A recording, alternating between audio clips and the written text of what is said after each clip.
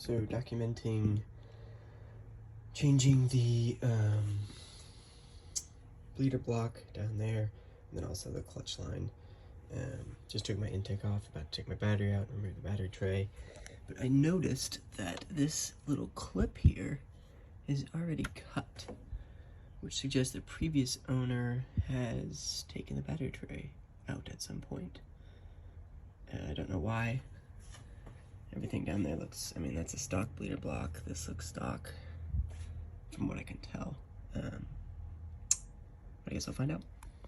Just further documenting, loosened the nut on this, which will not come off because it's just kind of slid into there and tightened. Took this is a 10mm bolt. You can also use a Torx head. 10mm bolt, also use a Torx head. And then down in here, it's kind of hard to see, but underneath that red battery cable, there is another 10mm that also looks like it has a Torx head, but I've just been using the 10mm. So I'll take that off and then I'll have the battery tray. Okay, battery tray is out. This clutch line is definitely stock. You can kind of see where it turns into the metal bit up here. Still got that, I can't remember the name of it, but I think it's called a swirl cylinder, swirl something, attached to the master cylinder there. But that all looks stock, so no major concerns there. Okay, so I've got the new clutch line and bleeder block installed. Attachment points are good here, nice and firm. Same thing back here. Sorry, focus. I'm tugging pretty hard, but yeah, that's attached good.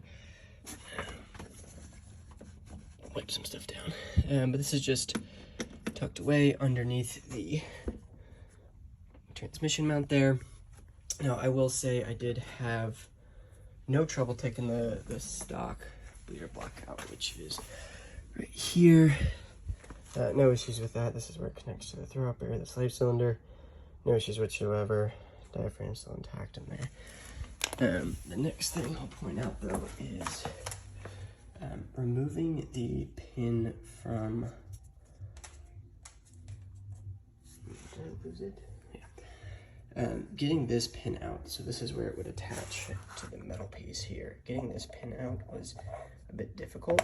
And what ended up working best for me was, it's kind of hard to see, look at the focus. That's where the pin would attach, where it sticks in the back. Give me a second, attach it again.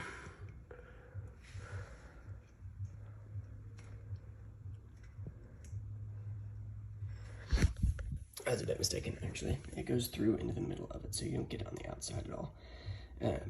So it's really far in there, but what helped was getting a pick tool and pushing it out from the back. So just kind of wiggling it till you get that little lip, and then use your pick tool to pull it out all the way out.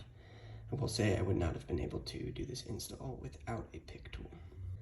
Now, the other thing I'll mention about this is getting everything out. I haven't heard anyone discuss that at all.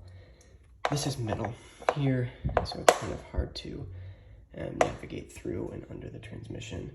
So if you do a swirl valve delete, you'll need to detach these, take the swirl valve out itself, and then you can kind of wiggle this out all the way.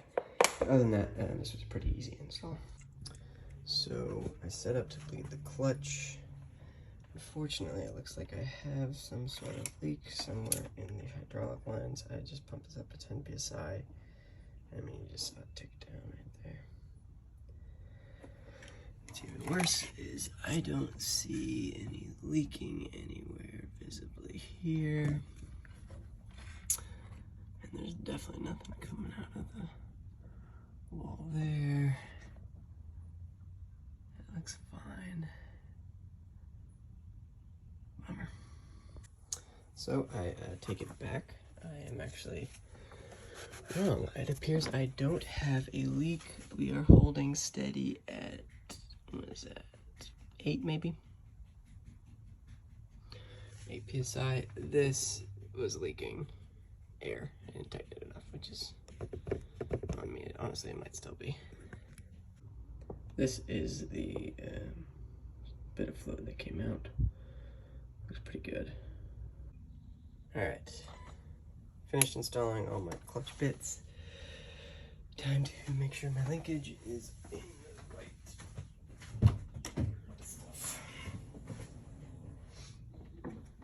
wall of 1 and 2, 1, 2, neutral, 3, 4, wall of 5 and 6, 5,